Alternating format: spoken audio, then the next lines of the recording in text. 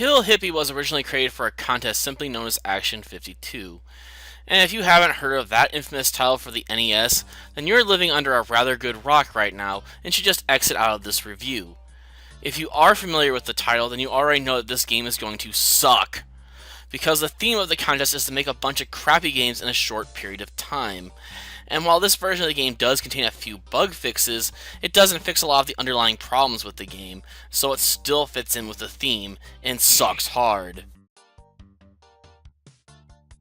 You play as 4 rangers on a quest to save the kingdom's hemp supply from the overwhelming power of the hippies.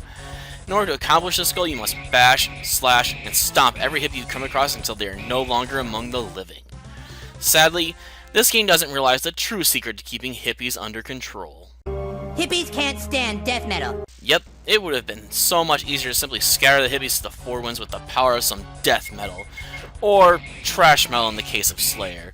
But I guess the developer wasn't aware of that little factoid when concocting the story for this game. Regardless, the joke of this game is that you're running around a forest and are butchering every hippie you come across.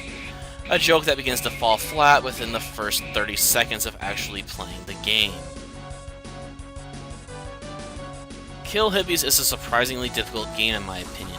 Despite the fact the concept was obviously meant to be a joke, the game tries to build itself around challenging bosses and pressuring the player to make strategic decisions on when to utilize their HP or MP recovery items.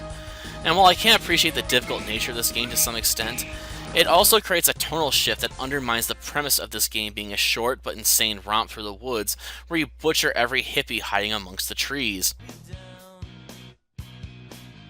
Graphically speaking, many of the bosses are based on standard enemy sprites, which clash with the design of the hippies. If anything, this game needed to dial things up a notch considering the nature of the comedy, and throw hippies at us which are obviously smoking hemp, or throw completely random enemies at the player like in Lovely Sword. On the sound side of things, the game is just there. The background music is your standard fare of being good enough to do its job, but utterly fails at leaving a lasting impression on the player. And the sound effects are the same way. Kill Hippie was created as part of a contest to create a bunch of bad games in the style of Action 52, as I mentioned previously. And as hard as not, this game succeeds at being horrible, so if we were rating this game based on how well it does at achieving its intended end goal, then it would receive a high rating.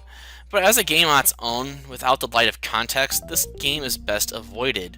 And unless you're in the market for a crappy game, I suggest staying away from this title in general.